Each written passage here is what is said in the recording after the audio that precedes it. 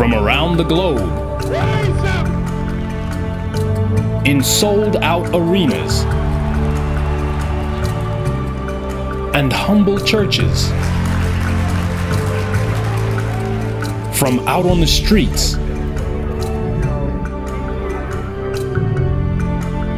to your screen. And now, the time and what must be done. On this edition of Farrakhan Speaks. Greetings and welcome to part 32 of these timely and powerful broadcasts on the subject, the time and what must be done. The minister said that the scriptures make it abundantly clear that you and we are the agent of change that we are looking for, but you and I have to be willing to make that change within ourselves. In part 30 of The Time and What Must Be Done, the Honorable Minister Louis Farrakhan introduced the economic blueprint of the Honorable Elijah Muhammad to end poverty and want among our people. The Honorable Elijah Muhammad first introduced this program in 1965 and said, if we can just save 5 cents a day from our wages, 25 cents a week, for 52 weeks in the year, if we could put aside $13 a year, we could save in a national savings treasury $65 million in 1 year. That was in 1965 when he wrote this. And at that time, we numbered 22 million people and approximately 5 million were wage earners. Here we are, 48 years later. Our population has increased to over 40 million people with a workforce of about 16 million wage earners. So, the minister advanced that if we contributed that same nickel a day and we do it 7 days a week, that's 35 cents a week, $18.20 a year, multiplied by 16 million of us in the workforce, we could have in 1 year $291,200,000. Look at the power of what pennies, nickels, and dimes could do and what our unity could produce. If we work together and unite, we can solve 95% of the problems we face, and we will be more successful, more powerful, and in the words of the minister, more able to do the things that as individuals working by ourselves, we have never been able to accomplish. Let us now see the conclusion of the minister's historic Savior's Day address. And at the end, I will be back with instructions on how we can begin to support this program. And now, brothers and sisters, once again, the Honorable Minister Louis Farrakhan. This is painful. After all these things that we spend in the billions, do you know how much we spend on books?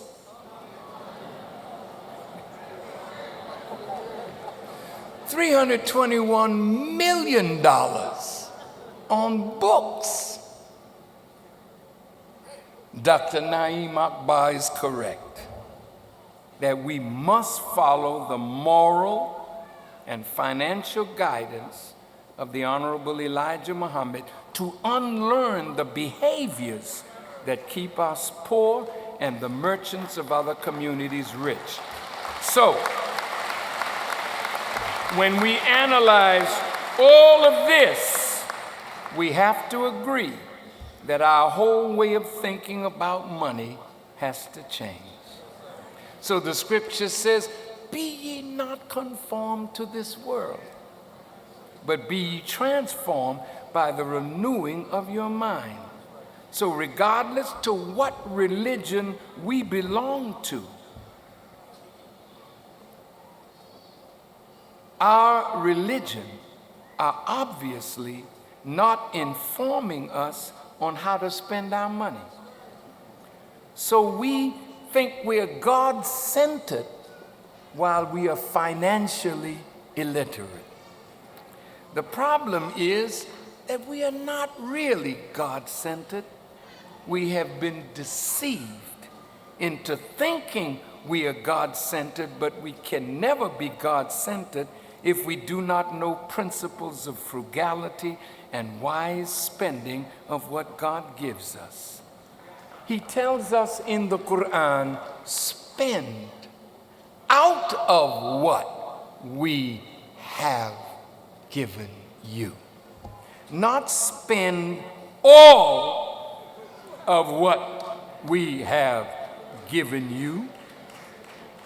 The Quran says that we should not be niggardly, ungenerous, miserly, but don't stretch out your arms such that after you spend, you have nothing left. Adopt the principle of moderation.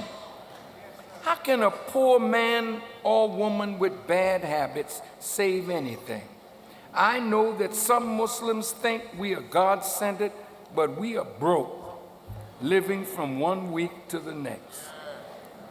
And I have to tell you, when I became a follower of the most honorable Elijah Muhammad and gave up show business, I was making $45 a week. They took 90 cents out, and I got $44.10. And out of that, I fed my wife, my family, paid my rent, and always had something to give in charity.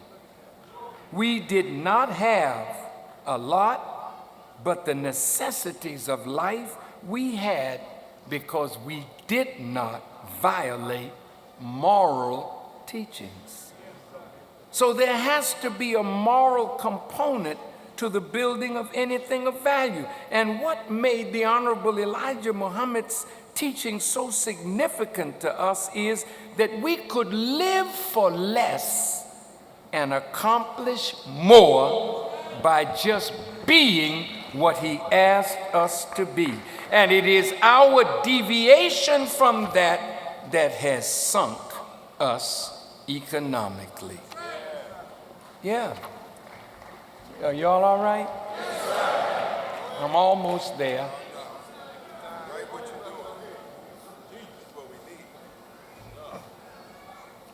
Now I'm going to say this and get off it quick, because I don't want a big, heavy, dark cloud to come over us. You know, there's a saying in the Bible, this wicked and adulterous generation seeketh after a sign. And Jesus said, no sign shall be given to you except the sign of Jonah. Now, wickedness and adultery, see, they're combined.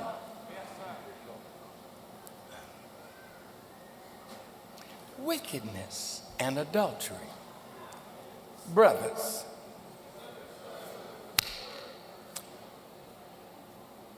you're married, you have children. If you have girlfriends, you have a problem. Ask my sisters. Ain't no pleasure free.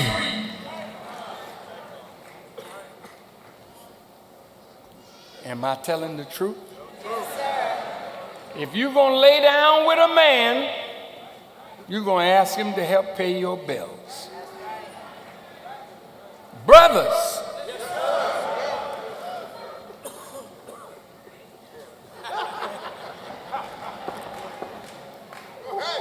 now if you got these sad girlfriends, your economy is already ruined, and you are not trustworthy,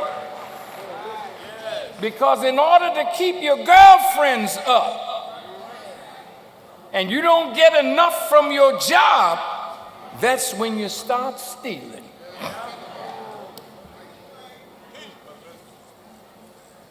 See, because of how we spend, we invite vultures and buzzards to settle on our community. Master Farad Muhammad called these the bloodsuckers, but they are also carrion eaters, which refers to dead and decaying flesh. See, a vulture can smell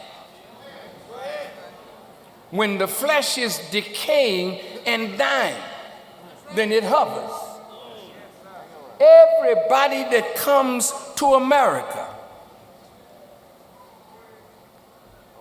these immigrant merchants swoop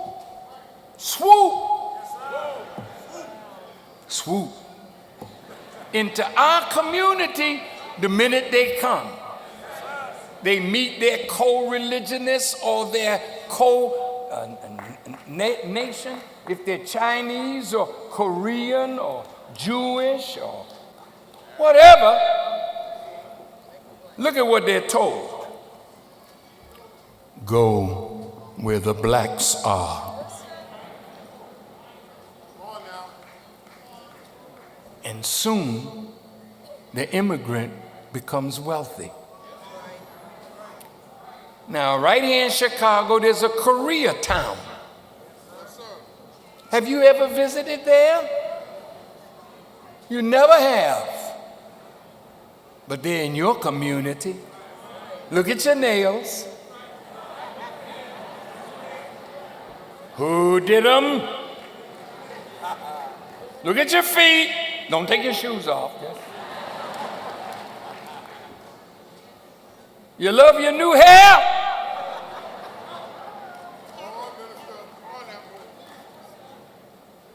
They master that business. And imagine, you poor.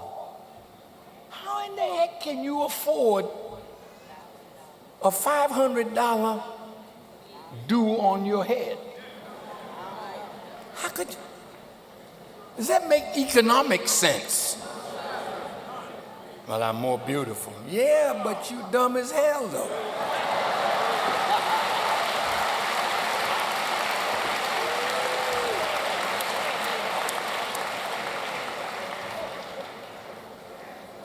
And the Koreans, they laughing all the way back to Koreatown. And you know what they're told? Well, now, you know, when you come to America, the streets are paved with gold. It's your streets that they're talking about.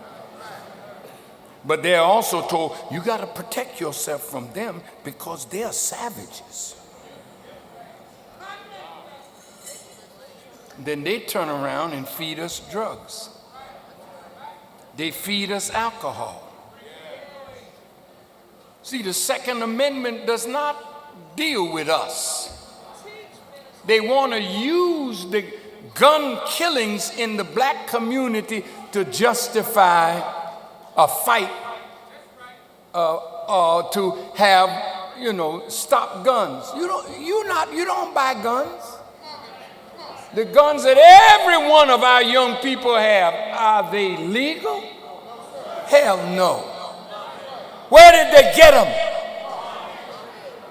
Some of the same merchants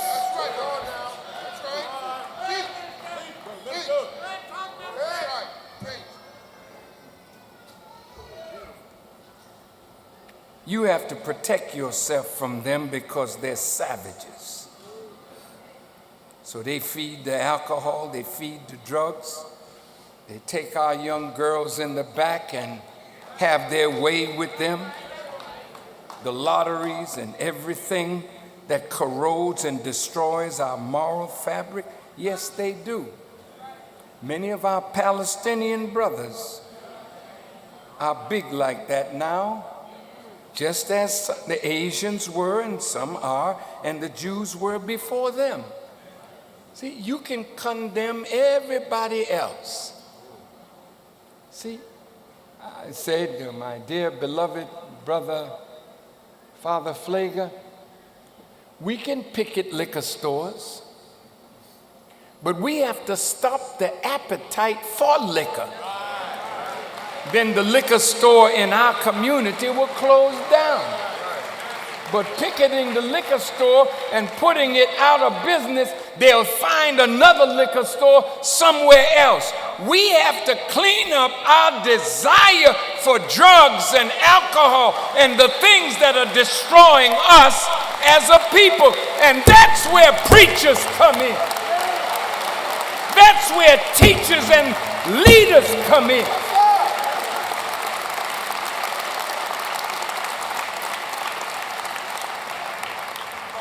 Brother Farrakhan, are you against the Palestinians? They're my brothers.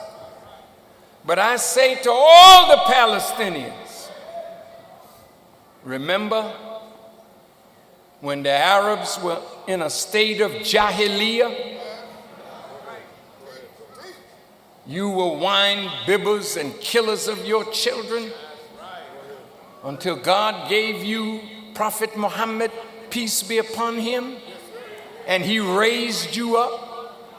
Now you are in our community. You say you're a Muslim. You love for your brother what you love for yourself. But you don't see us as your brother. You see us as something you can suck the life out of. And I'm asking you to help me. My job is the same as the job of Prophet Muhammad ibn Abdullah.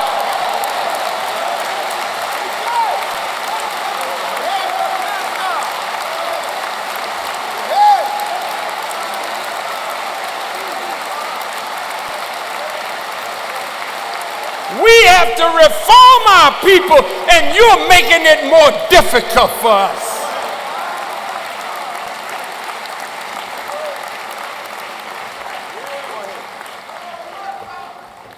You know, J.C. Penney built a retail empire without compromising the Baptist principles that he strongly believed in. He didn't smoke or drink and wouldn't allow his employees to do that either. He said, I would rather be known as a Christian than a merchant. This is J.C. Penney. And if any of those who worked for him had extracurricular activities outside of their marriage, he fired them. Because he knew that if you sleeping around, you got to pay for what you getting. And if he's not giving you enough money from J.C. Penney, then you'll be stealing from J.C. Penney. So he got rid of you. That's why there has to be a moral component to help us with an economic plan. Now, I want to quickly go to how we became a nation of consumers. Did you know this is learned behavior from our experience in slavery and then the sharecropping system? But we must know our history to understand it. When most blacks emerged from slavery, most of us tried to get as far away from our former slave masters and their plantations as possible. We even set up more than 60 all-black towns where we had our own government and began a strong tradition of do for self without the oversight of our former slave masters. And many of these 60 black towns were in Indian territories. Did you know that the native people have lots of land and resources, mineral strength today? But the enemy is right on Indian land, taking the gas, taking the uranium, taking whatever their lands have and giving them nothing. Suppose we and our native brothers found a way to unite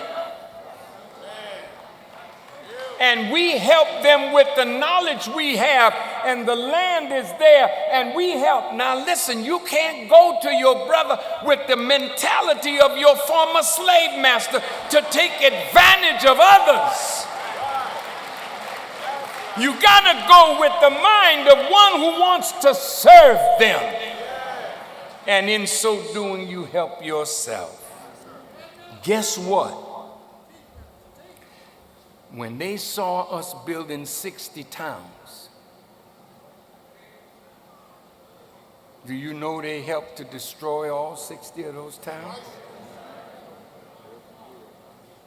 They began to set up a series of laws that came to be known as Jim Crow laws. Their purpose was to return blacks as close as possible to the state of slavery that we had previously been in, and most important, to force us back into the cotton fields to keep the cotton-based economy from collapsing. Under these wicked laws, money in the hands of blacks was treated as though it was a weapon of mass white destruction.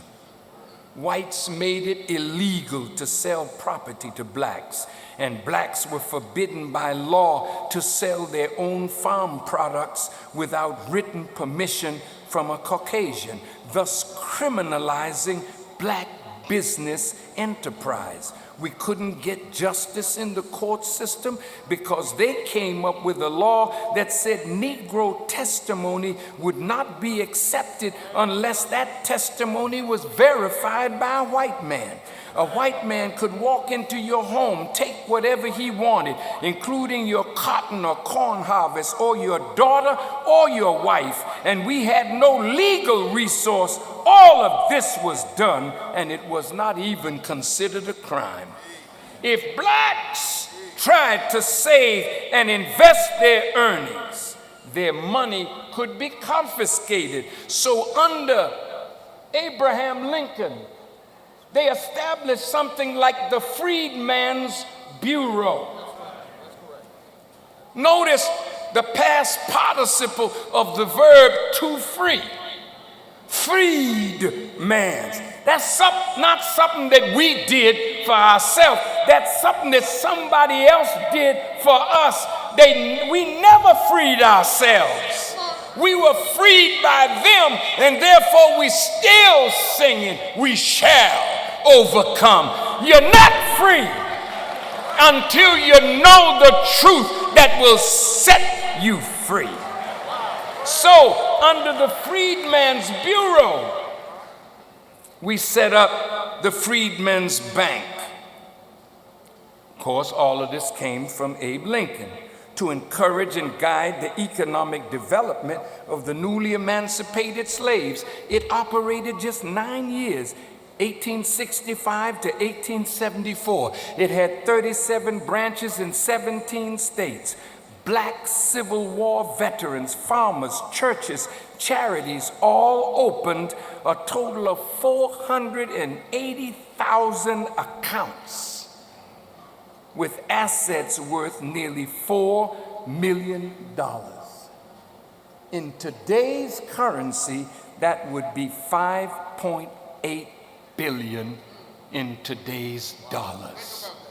Now, when blacks had that kind of money, we could buy all the land that money could buy. Then the bloodsuckers descended and drained the bank of every last penny, leaving tens of thousands of its black depositors in economic ruin.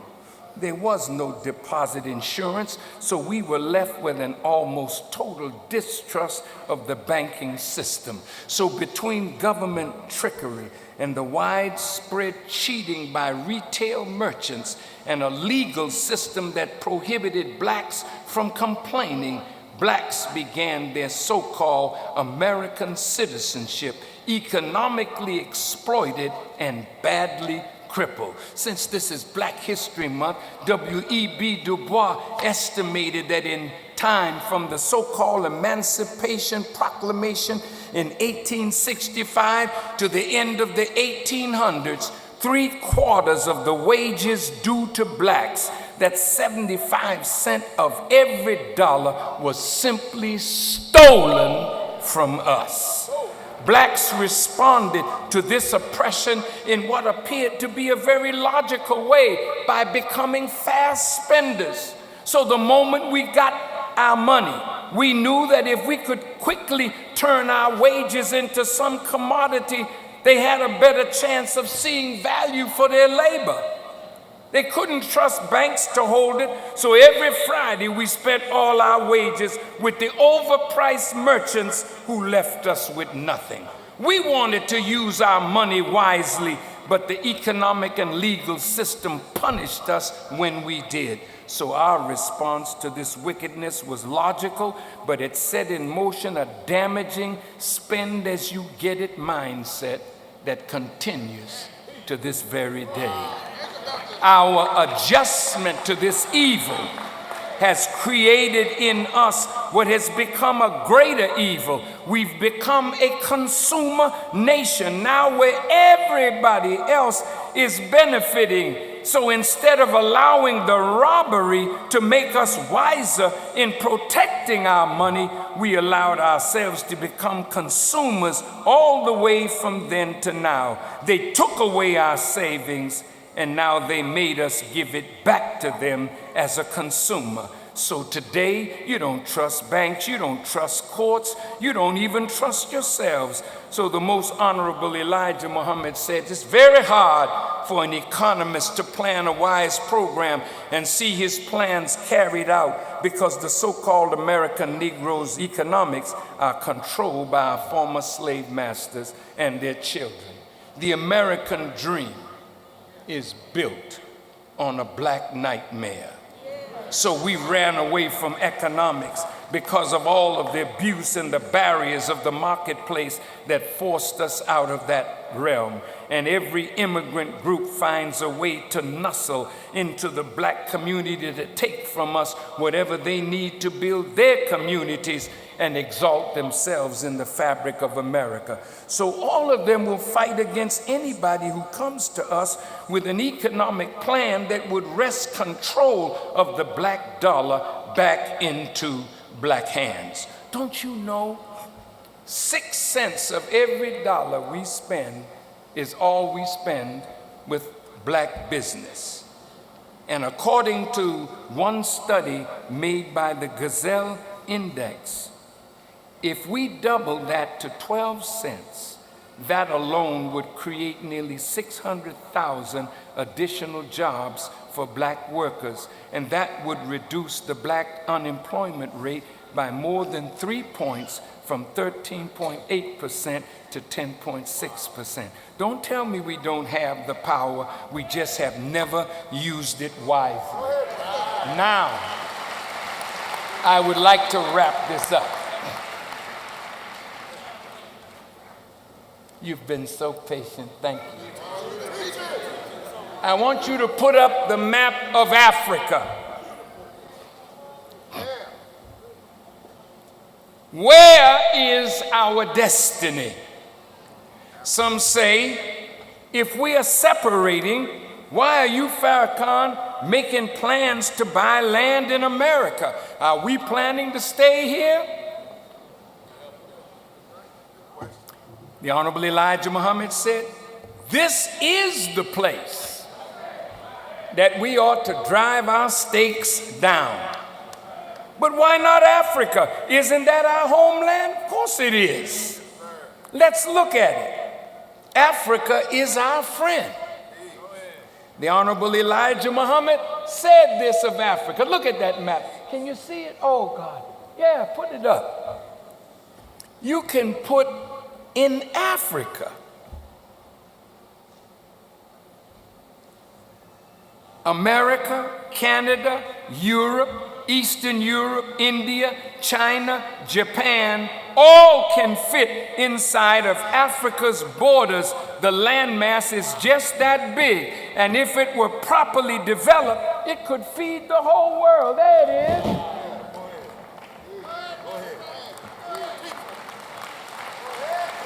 Now, what should our relationship be to Africa? The Honorable Elijah Muhammad said this of Africa: our black people of Africa and Asia are true friends. But is it a place we in America should now look to return? He said to me one day, "Brother, I've flown all over Africa. I looked out the plane and looked, the land is tired. It's been used over billions of years. But this part, America, it was a wilderness. The land here is virgin.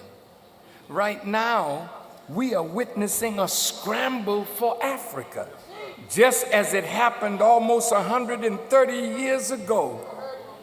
In 1884, when Europe organized the Berlin Conference, 14 nations of Europe got together and planned how they would divide up the continent to extract its wealth for themselves. But just like true buzzards, true predators, they began arguing with one another and fighting each other, which led to World War I, where all of the European nations were involved. We have this map of Africa. So once again, there's a new scramble for Africa by Europe and America. They are after the huge quantity of natural resources that they want and need to have under their control. Almost every known natural resource needed to run the Western industrial economy, such as uranium, gold, copper, cobalt, coltan for your cell phones, video games, laptops, platinum, diamonds, bauxite, and especially oil, is under the feet of African people. China already beat America to it. Russia already beat America to it. China invited all the African heads of state to come to China, and they set up an arrangement with China. With Africa.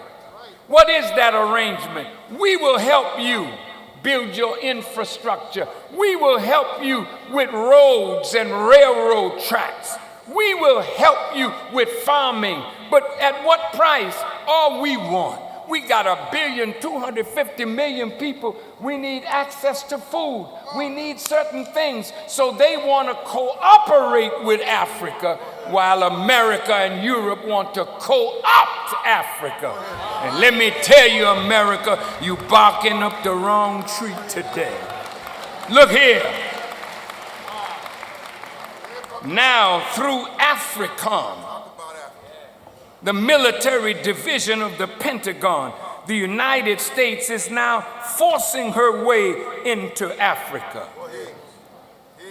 Now, from our position as blacks in America, our potential strength will enable us to help Africa. You can't help Africa in your condition, and Africa does not need any more bums. What, did I say anything wrong? We got to start right where we are, transform the black man and woman into America, into a potential economic power, and then transform that economic power into political power. Then we can leverage that power to bring about real change in the policies of America toward Africa, the Caribbean, Central America. It's all in our hands.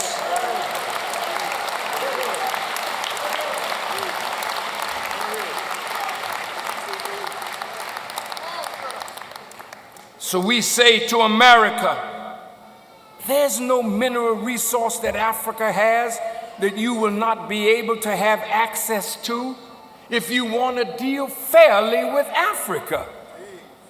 If you give Africans a decent price for what you would like to extract from Africa, that would enable Africa to increase their service to their own people.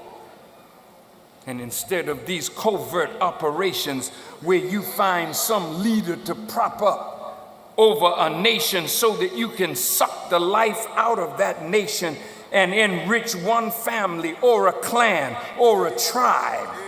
You should be helpful and support good leadership in Africa. Leaders that love the people, want the wealth of Africa for Africans. Then if you negotiate fairly with them, then all can benefit rather than just a few.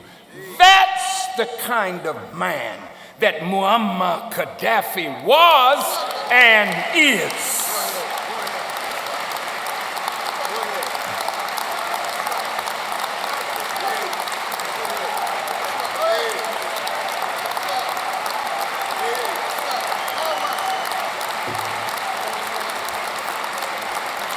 This is why America and Europe felt that they had to get rid of Gaddafi, because he was an impediment in their minds to what they wanted to suck from Africa. And he stood in their way. Now let me tell you how stupid you are.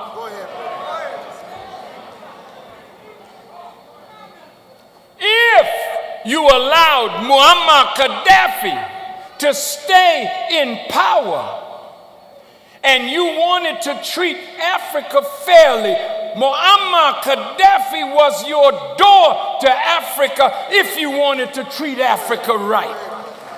But you killed him. And now you in a hell of a thing in Africa.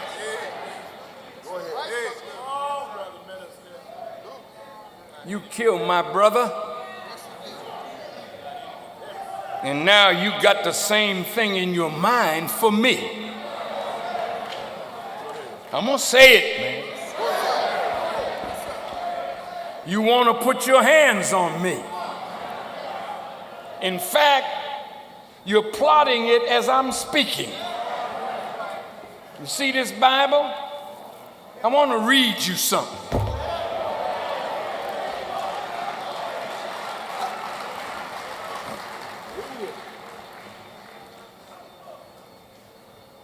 You killed my brother, but you won't kill me.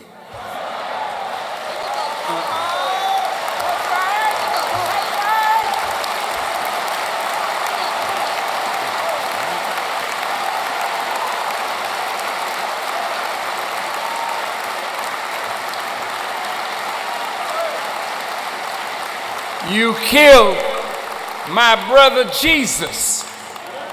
Notice how I said that. You killed my brother Jesus 2,000 years ago, and he was the last prophet to you. And you killed him. You didn't like his color. He didn't look like you. Come on, you Jesus lovers. He was a black man.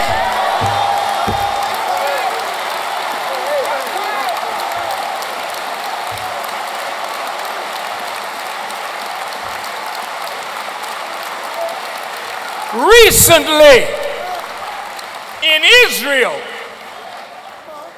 some Jewish, I would call them anti-Semites,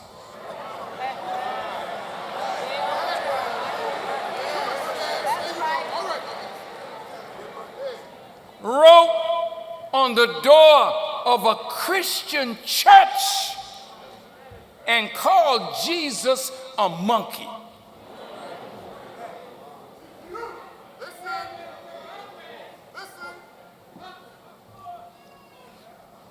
A black girl working for CNN was filming the convention, the Democratic convention. And some white folks threw some popcorn and stuff at her. And they said, "This is how we feed our monkeys." You like to take Barack Obama and his lovely wife, Michelle, and paint them as remnants of the gorilla chimpanzee and monkey family. See, the reason you called Jesus a monkey is because you knew he was not your color, but he was your Savior. He warned you that if you rejected him, one would come 2,000 years later in his name, and he would end your civilization. Well, that one is here now.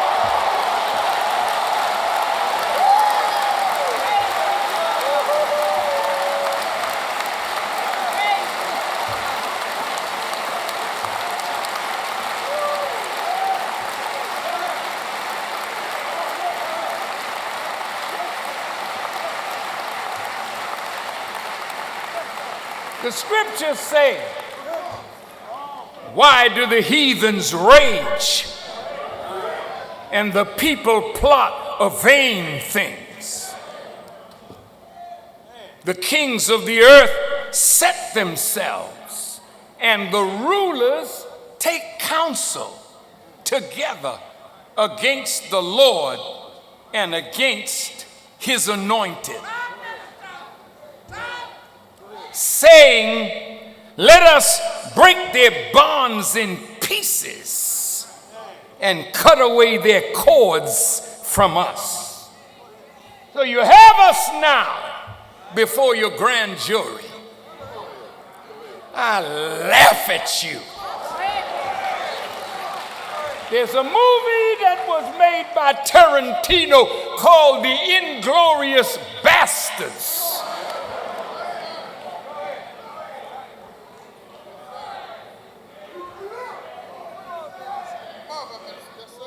Let me give you the mirror to look at.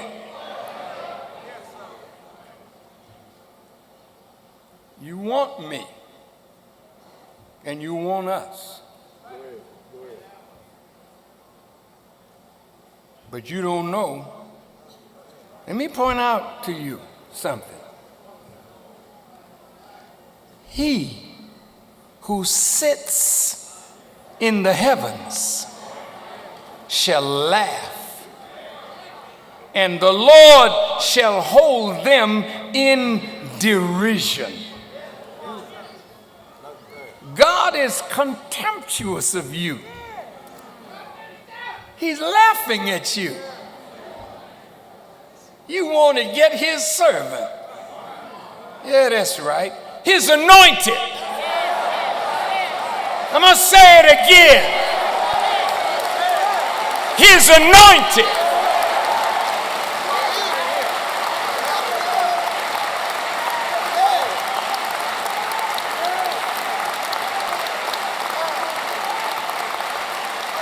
But the Lord shall speak to them in his wrath and distress them in his deep displeasure. I'll quickly jump over here. It's the 2nd chapter of Psalms. He said, now, therefore, be wise, O kings. Be instructed, you judges of the earth. Serve the Lord with fear and rejoice with trembling. But then these are instructions to you. Kiss the Son,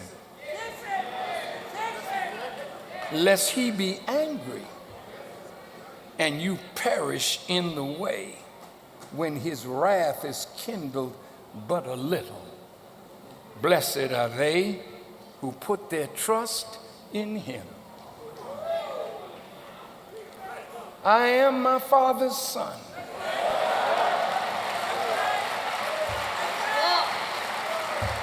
And there is no black, white, Asian, nobody on the planet that speaks as God has put it in the mouth of Farrakhan. Take it or let it alone.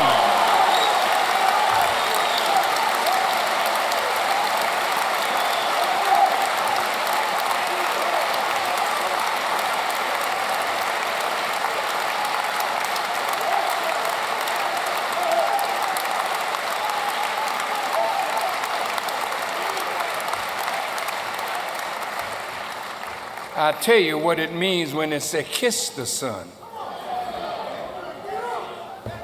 See, you scared to death Negroes. You that quake in your boots when you see the enemy coming at your door. To hell with the enemy. His time to rule us is all over.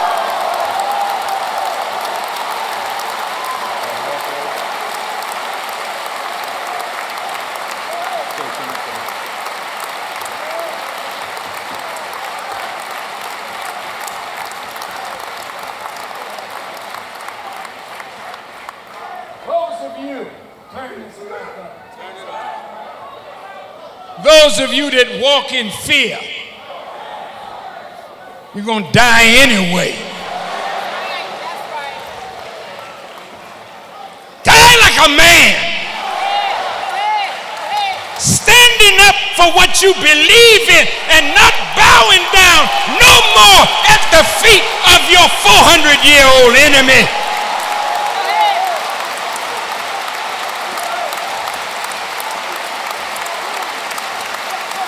Either God is real or he can get the hell out of the way.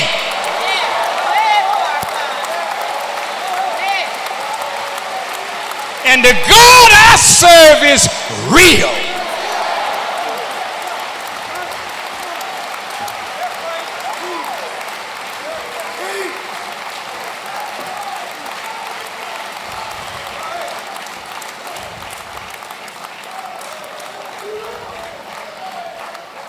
So in this new scramble for Africa, it's not just going to produce a general warfare in Europe, but it will produce the cataclysmic war that will destroy Europe completely. It's all about the resources under African soil and who will possess them. So right now, moving to Africa is not the wise thing, and I'll tell you why. Oh, Prime Minister David Cameron, you said you would like to stay in Mali and the neighboring countries, and it may require a response that is about years, even decades. Let me tell you something, punk.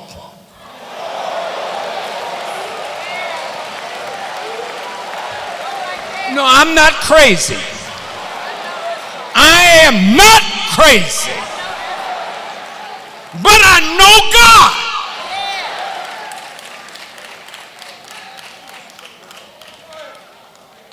You scare the hell out of these little weaklings.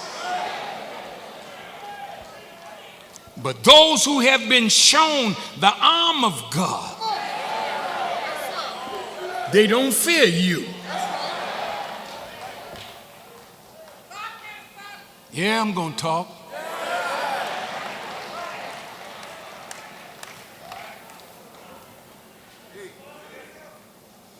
Bombing people in Pakistan, Yemen, Somalia, North Africa, and Mali.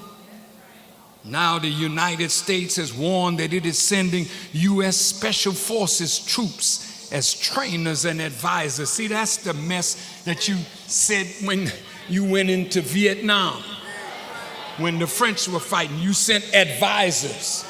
They kicked the advisors behind and kicked them out. You are not going to be easy in Africa. Oh, no. Say, well, Farrakhan, I don't want to go so hard, maybe, but just thinking about you plotting against my life with some weak hypocrites on the inside and devils and enemies on the outside. Well, let me tell you what God said.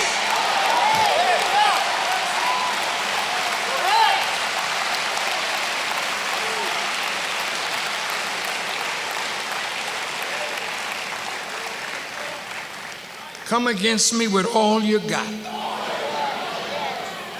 Don't spare nothing. and I will be left standing. But what you planned for me, my father Elijah Muhammad said, eat it yourself.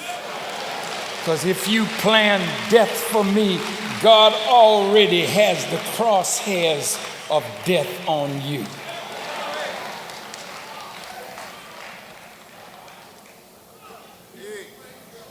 China is a big player in this African disaster. They've made deals with African leaders. And now America, all you got is your military. You ain't got no money to spend in Africa, but you're printing it up every day. So all you have is your weapons of war. We can end that so quick. Got your Navy. They're a powerful Navy, but we can cripple your Navy with wind and the power of the water that your ships are standing on, that you don't have no control over. God can destroy you with gnats. That's how contemptuous he is of you.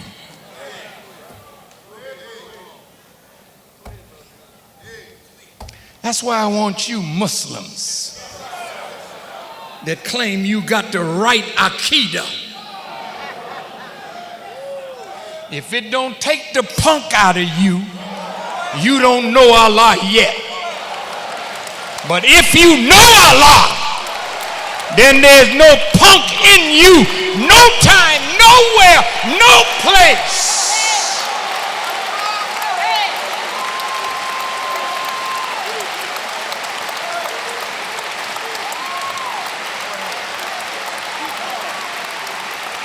Now, a lot of Americans, you're doing business with China. Walmart alone is responsible for about $30 billion of imported Chinese goods. Right now, if we want shirts and you want to make them, the Chinese will tell you, don't bother. Send them to us. We work cheap. We'll give you good quality shirts, and they're not lying. So a lot of our businessmen are doing business with China. But let me tell you a little something, businessman. While you're making money, think about it. You better save and invest here. Come on, Farrakhan. Why should we invest here if God is angry with this? Hey. You got to live today and tomorrow. See, it delights God to give you the kingdom where you once were sold as a slave. It's easy for him. I'm going to show you in a second.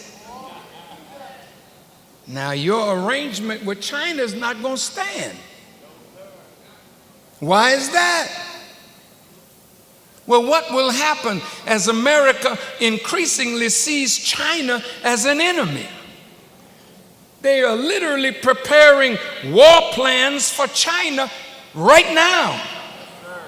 So if your business like Walmart is based on what you bring from China, what would war with China do to you and to Walmart and to every business in between?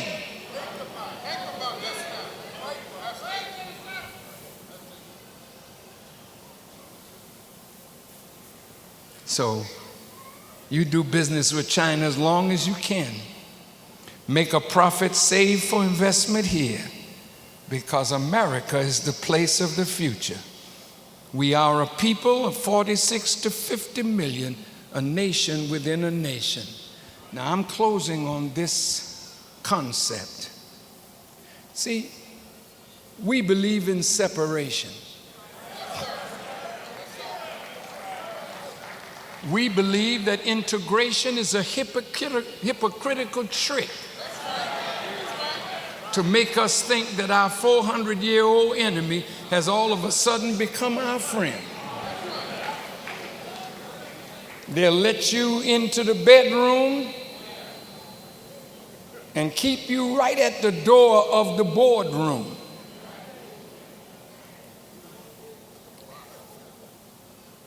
Separation is not a foreign concept. It's what you're doing at this very moment, everywhere you're gone. You're in Iraq now. The British were there before you. They made borders and put people together that were of different ethnicities and tribal backgrounds, knowing that in the future you would turn one against the other for your own purposes. Now you're in Iraq and you're saying that you would like to see Iraq separated into 3 areas. It's one country, it was, but you want the Kurds in the north, the Shia in the south, and the Sunnis in the center. You like separation when it suits your purpose. Now you're in Syria, you want to separate the Syrians. You have the Alawites or the Alawi. You have the Druze, you have the Sunnis, and your intention is to create 2 or 3 states inside Syria. You're not upset over dividing the country up with various ethnicities that have grievances with each other. Separatist movements are active all over the world. In Spain, you have the Basque country, the Valencia, and others wanting to separate. There are such movements in France, Belgium, Scotland, England, Germany, Finland, Denmark, the Netherlands, Norway, Portugal, Cyprus, and Poland, to name a few. The French-speaking people of Quebec in Canada want a state of their own. Yugoslavia was one great nation under Marshal Tito, but as you went into Kosovo and you broke up and separated them, now you have several different nations that once were one. So let's look into the mirror here, right here. Since the re-election of President Obama, there are petitions in support of secession from all 50 states. Active ones in Texas and a few more. All they have to do is raise 25,000 in signatures and the White House is supposed to respond. President Obama has not responded yet, but you're going to have to do something. Yes. The Native American was forced off his land into reservations. And once upon a time, Asians were separated into concentration camps. And today, in every major city, various groups have separated themselves in what are called ethnic enclaves. The Polish have their part of town. They own it, they rule it. The Germans have their part. The Jews have theirs. The Mexicans have theirs. You got yours, but you don't own it. You don't control nothing in your community. The schools are running amok. The children running amok. We got something for you gangbangers to do. There's a natural inclination for people to form clans and tribes for their general security and well-being. We see in Africa a tribal system undergirding every nation. People are desiring to be on their own now. In Sudan, you have the Muslims in the north and the jet black brothers and sisters in the south. The oil is in the south. But the oil was going north to the Arabs. The Arab North, even though they're people of color, they see themselves as more Arab than African. So the real black one in the southern part of Sudan, he's catching hell. They fought for 20 years or more because wealth was not distributed properly, justly, fairly. So now you've got Northern Sudan, Southern Sudan, 2 different nations. Well, we're having a problem getting along with you.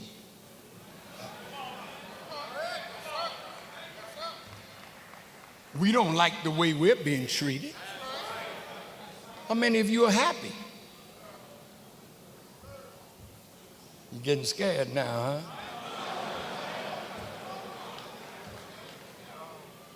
And we'll terrify you into getting straight. Because whether you like it or not, you're going to have your own. Thomas Jefferson, look at what he said. Blacks should be colonized to such place as the circumstances of the time should render most proper, sending them out with arms. Say that again, Tom.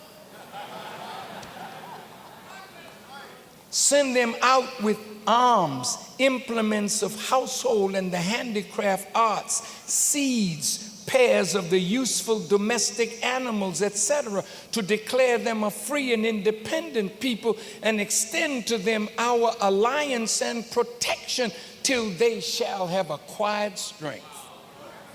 That's Thomas Jefferson. I like you, Tom.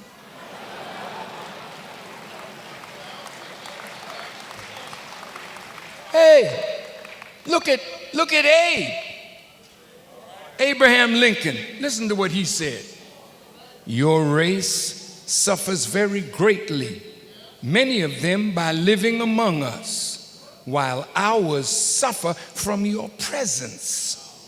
In a word, we suffer on each side. If this is admitted, it affords a reason at least why we should be separated. Go ahead, Honest Abe. Tell these Negroes.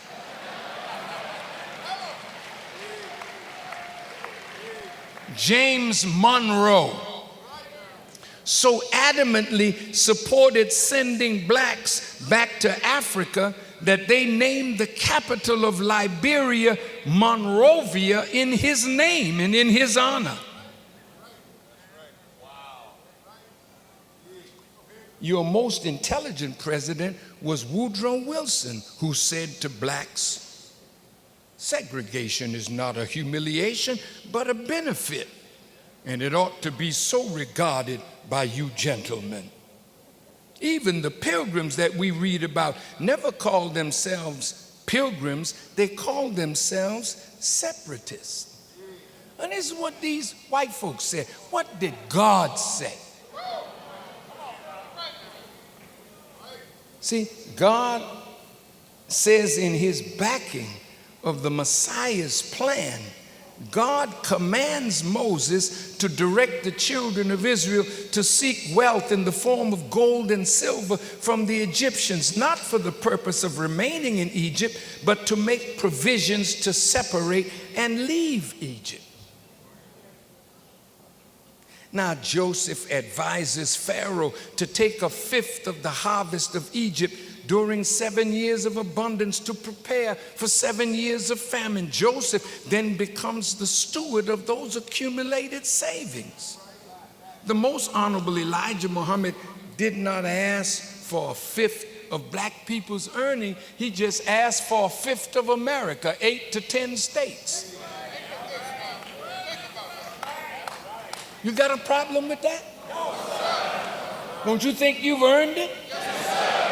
Oh, but these white people ain't gonna do that for us. See, I think we know them a little better than you.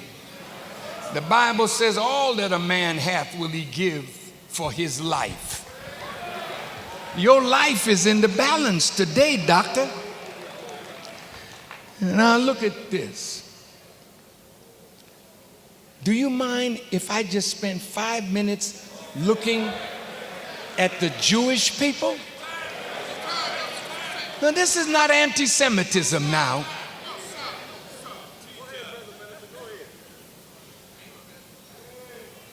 But I think we should look at them. They are a wonderful example to look at. Look at this. It is said that the Jewish population in America, according to the Jewish Forward newspaper, is only 5.4 million to 6.7 million Jewish people. These figures may be questionable, but let us take their figures as a point of reference. Their highest estimate being 6.7 million people. Well, there are 34 members of Congress who are Jewish. 12 in the Senate, that's 12%. 22% in the House of Representatives, 5.1%. We are nearly 50 million. 13% of the population have no elected black members of the Senate. We were given one, but no elected. And listen, of the 9 Supreme Court justices, 3 of them are Jewish. So 33% of the highest court in the land is from a people who are, let me see their percentage, maybe 1.7 to 2% of the population, according to their figures. Guess what? The result of their political overrepresentation was demonstrated last week when the Catholic political commentator who has a Jewish mother, Bill Maher, was talking about how they are holding up Obama's nominee for Secretary of Defense, the former Senator Chuck Hagel. And Maher said on his show, based on every statement I've heard from every Republican in the last 2 years, the Israelis are controlling our government. Now see, how many of you heard after he said that Bill Maher was called an anti-Semite? You ain't even heard that. But if I say it, well, I'm going to say it.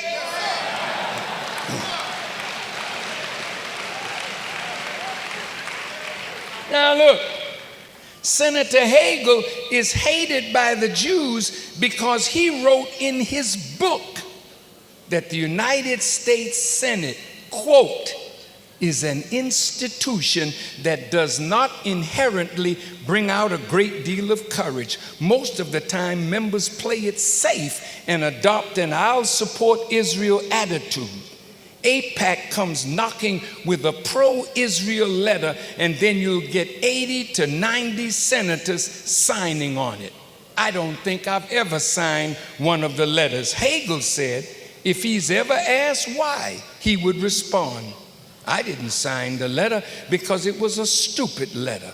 The Jewish lobby intimidates a lot of people up here, but I'm a United States senator. I'm not an Israeli senator.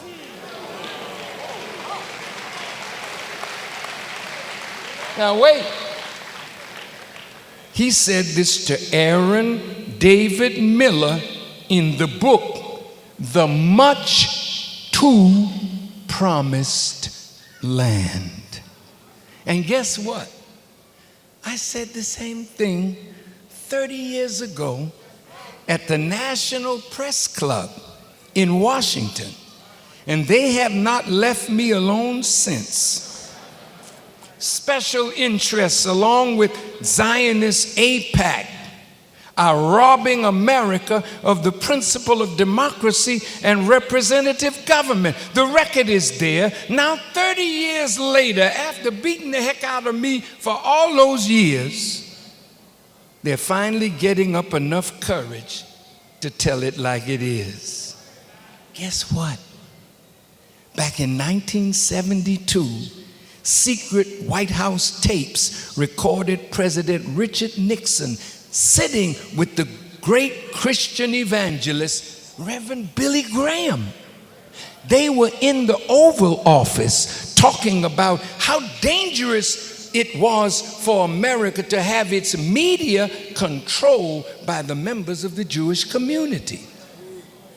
He said, quote, this stranglehold has got to be broken or the country's going down the drain. Now, did you know that the media is called the fourth estate?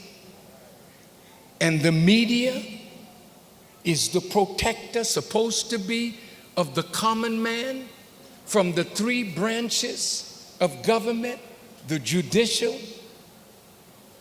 the legal, and the executive branch. If you don't have a free press, how will the people be saved from a tyrannical government if you don't know what's going on? So the wise among them sought to control the avenue by which thoughts and ideas enter the American people's minds. Look, Billy Graham, the spiritual advisor to several United States presidents, said this. It's not Farrakhan. He said it at the White House. It is dangerous for America, for any ethnic group to control the means of conveyance of ideas and thoughts to the American people. This would rob the fourth estate of the First Amendment, which is freedom of speech, freedom of the press. And that would rob the common people of the right to know what's really going on in their government. So let me tell you, Senator Hagel is in trouble. But America needs a man in Congress like that, who's not a rubber stamp for others. You need a man like Senator Hagel as your Secretary of Defense, because a man with a mind like that will keep you out of fighting somebody else's wars. You need a man in government that has another opinion, that is not controlled. And if the Senate does not confirm him as Defense Secretary because of his opinion on Israel, that only proves that the Senate and the U.S. Congress is controlled by the Israeli lobby. And it also sentences America to war with Iran for the state of Israel. I just want the American people, and particularly black people, to see that influence is not gained by sitting in, waiting in, prying in, or praying in. It's buying in with the power of your dollars and your unity. This will increase your influence, not only in America, but throughout the world. And that's why this program of the Honorable Elijah Muhammad is so important. And that's why so many may fight against it, because it brushes the leeches off one by one. And the vultures and bloodsuckers cannot stay around an active body of living people. So, I would like to close by looking at the positive side of what appears to be a negative situation. Listen to this Quranic verse. Thank you so much for your patience with me.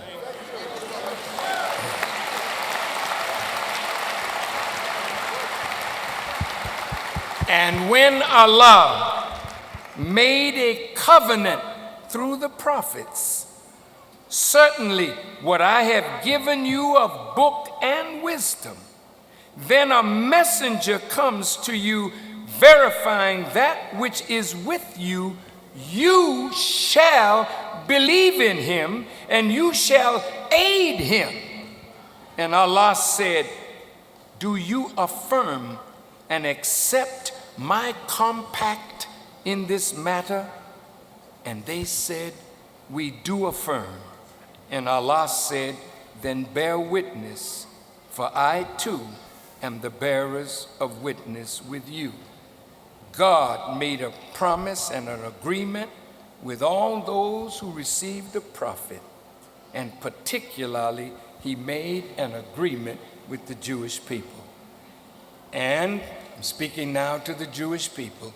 You accepted that agreement according to the Quran. And what is that agreement? That when one comes that is found written of in the Torah and the gospel, that you would help him. And in helping him, you would be helping yourself.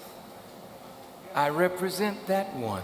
That's right. I am in his place.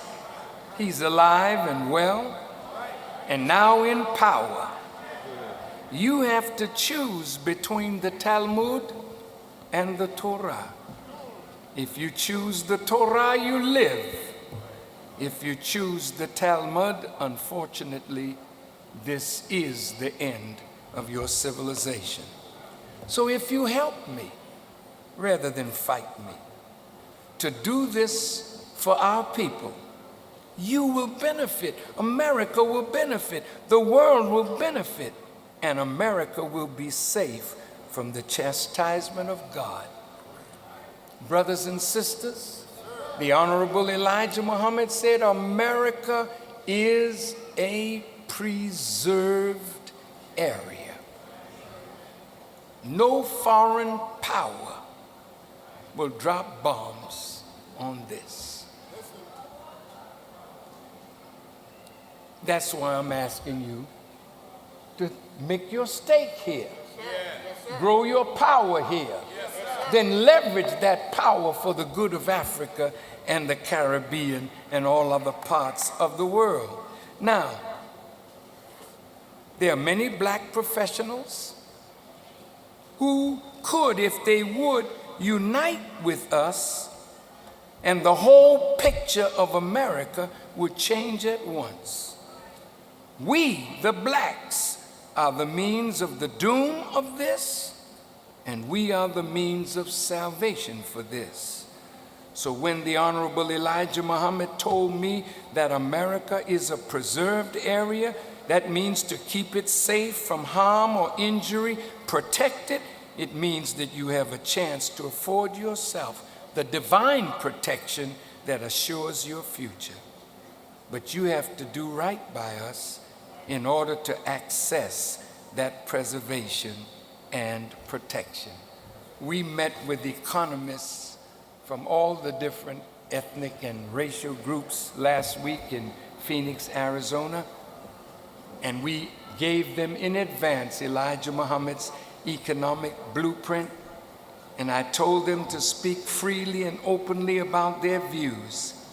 They definitely took that advice, and they brought an earnest and respectful evaluation of the plan that the Honorable Elijah Muhammad presented almost 50 years ago. And not one of them rejected the Honorable Elijah Muhammad's economic blueprint.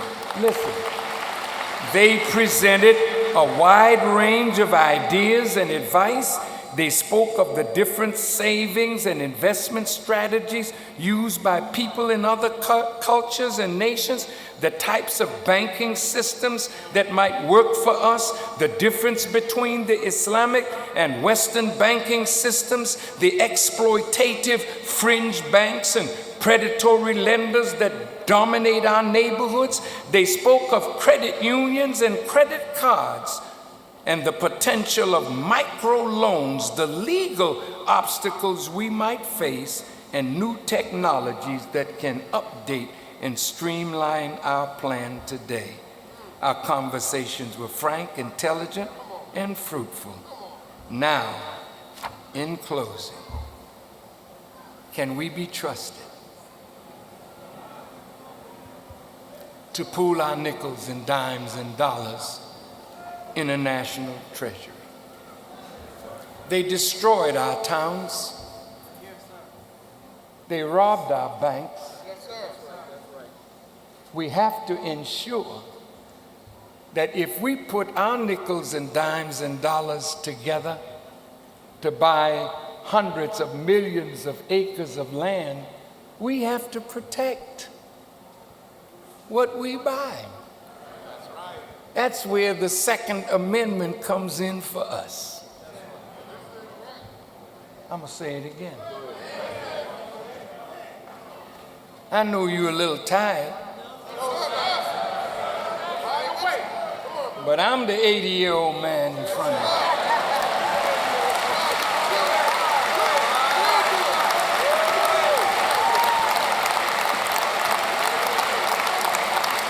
And if I'm not tired, you can stay with me a few more minutes.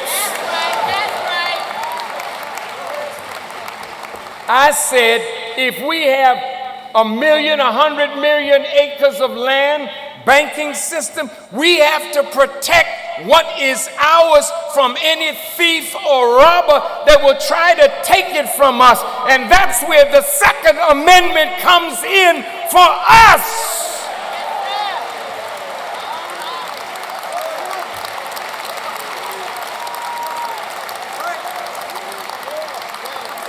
Won't no robber come in our land.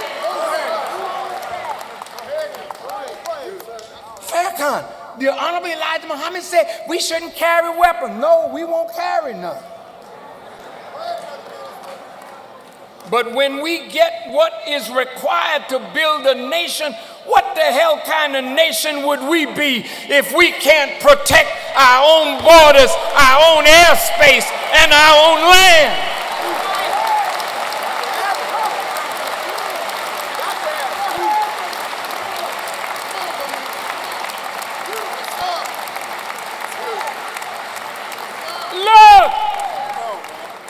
We got 400,000 black soldiers fighting somebody else's wars. Come on home, black soldier. Come on and stand with us.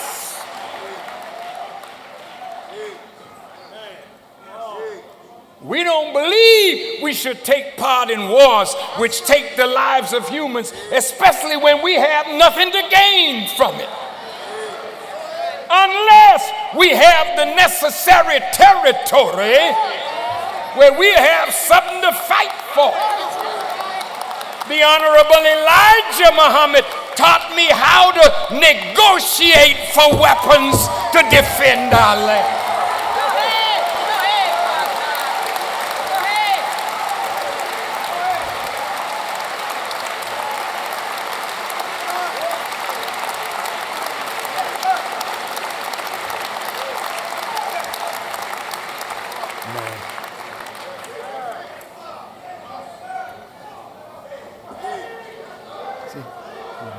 We don't have to part as enemies.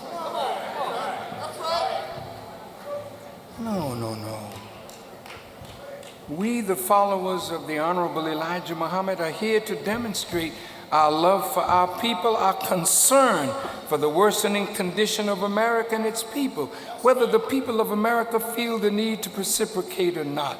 I'm here to present a torchlight that is intended to save our lives as well as all of America if she will only take heed.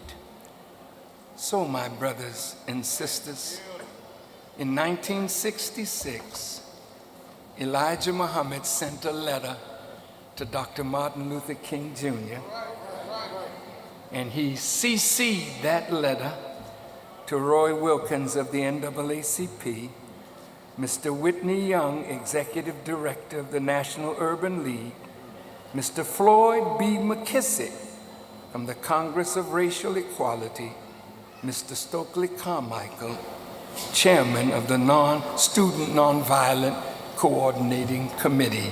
And this is Elijah Muhammad's letter. He said, "Dear sir," talking to Dr. King, "we have reached a crucial crossroad in the life of our people here in America. Since all of us who love our people are walking toward one goal, freedom, justice, and equality from the common enemy, let us realize that in unity there's strength. So let us come together in a meeting to discuss the future plans and progress needed to achieve these goals for our people. If we have any love and respect for each other, let us be intelligent about the matter and present to America and all the world a united black front. The destiny of 22 million at that time, nearly 50 million black people, is too important to allow disunity among us to prevent our achievement of a united front of black Americans. The meeting nor the place need not be public. Please let me have your answer within 10 days. Cordially, your brother, Elijah Muhammad. Now, here's the letter with his signature. Well, 50 years later, I'm going to send a letter to all black leaders and organizations, the military leaders and gangbangers. All you gangbangers, we know you love to shoot, but you're killing yourself. We want to make you a defender of the territories that your nickels, dimes, and dollars and hours will buy. You are the natural warriors to defend, and the science of war must be taught to us so that we will protect whatever God allows us to buy or to build.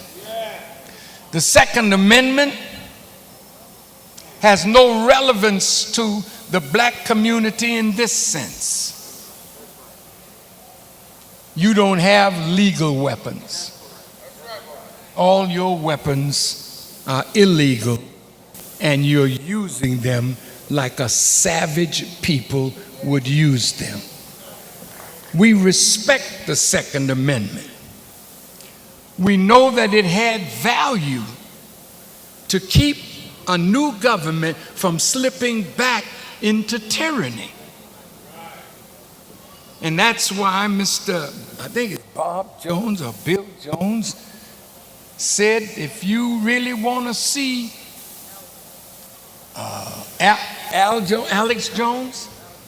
Alex Jones, if you really want to see some problems, we'll take you back to 1776 if you try to take away our guns. Now, the militia have their guns trained on the government because they don't like the way their government is functioning.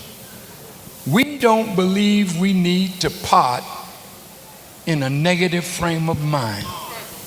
We've benefited much from being here. Even though we were slaves, we are the best educated black people anywhere to be found on the earth. But now we have to use that education. You know why Chief Malik of the El Rukns is in jail? Not because he's a dope slinger. It's because he knew the art of organizing young black people. You know why Barksdale is dead? Because he had the art of organizing young black people. You know why Geronimo Pratt had to leave America and died in Africa? Because Geronimo had military science, and he wanted to share that with young black people, and they put him in prison. What they don't want is an organized black community. And they do not want leaders that organize young black men. I received a letter from Chief Malik, and I want Chief Malik to know that We are honored to receive your letter, brother. Thank you for your concern for the black community. I know that you're not going to spend your life behind bars because there's too much work for strong black men to do. And so we're on the precipice of something new and better. So don't become frustrated. We will have what we desire. Either they'll help us to get it, or God Himself will give it to us on our own merit. So I thank all of you for spending the time with us today. I thank all of you for your patience with us today. And may Allah bless you, guide you, protect you and me and us. Now I want to ask you, are you in agreement with what we must do to end our poverty and want by accepting a program to put our nickels, dimes, and dollars together and make them work for us as a people? How many of you are in agreement? Would you just raise your hands? Greetings. What a powerful message we have just heard from the Honorable Minister Louis Farrakhan. These last 3 installments of The Time and What Must Be Done on the subject of the economic development and what the Honorable Elijah Muhammad laid out as a practical and doable blueprint and plan to end poverty and want showed us what you and I must do to affect our condition positively.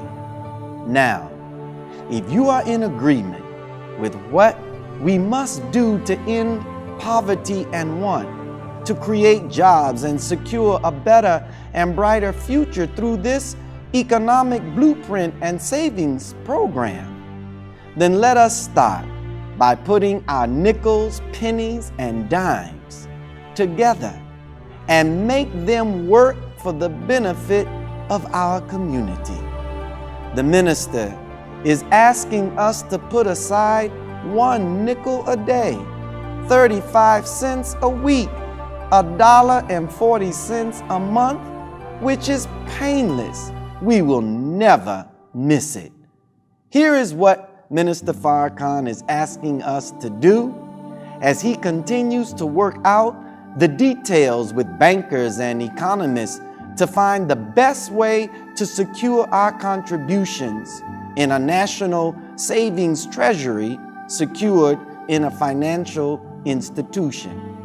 He wants us to start today to set aside 35 cents a week and put it in a jar or receptacle in your home and have every member in your home drop a nickel a day. I have a receptacle here. Put it in the center of your dining table. Let us teach our children the value of saving and investing, and let us begin to regenerate a culture of purposeful saving and investing. You may be able to put one of these dead presidents, former slave and plantation owners in the jar. Jefferson and Washington and Lincoln. And let's make these former slave masters and slave owners serve us.